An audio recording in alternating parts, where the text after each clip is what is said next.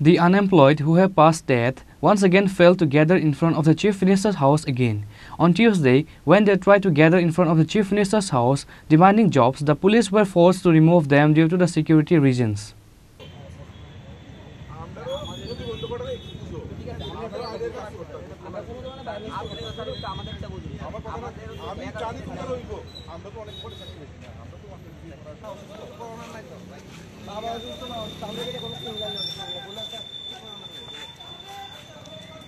In 2022, about 38,000 unemployed young men and women participated in the TET 1 and TET 2 exams.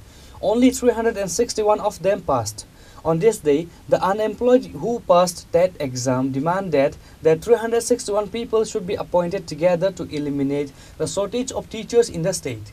It is to be noted that when the Chief Minister tried to gather once before, the police removed the unemployed people who had passed TET due to the security reason.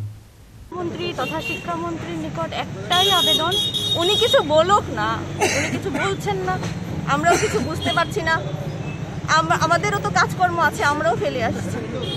তো কি বলবো, উনি কিছু বলুক, ওনার কি অসুবিধা শিক্ষক নিয়োগ করতে, এত সমস্যার মধ্যে ওনার মানে নিয়োগে কি প্রবলেম, এত যে স্কুলের সমস্যা হচ্ছে, আইন তো সবার জন্য দেখছি। হ্যাঁ, এই যে দেখুন চিড়ে কি করেছে, শিক্ষকদের চিড়ে ফেলেছে, তাহলে ভবিষ্যৎ কার কি আপনি দেখতেই পাচ্ছেন। কে চিড়েছে?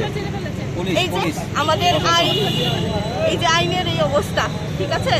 তো যেখানে শিক্ষক নেই সেখানে মানে ডাক্তার, ইঞ্জিনিয়ার, এরপরে আইন আদালত কিভাবে কি হবে, ওরা কিভাবে আগামী দিনের ভবিষ্যৎ কি হবে দেখতেই পাচ্ছেন, এটাই হবে আগামী দিনের ভবিষ্যৎ।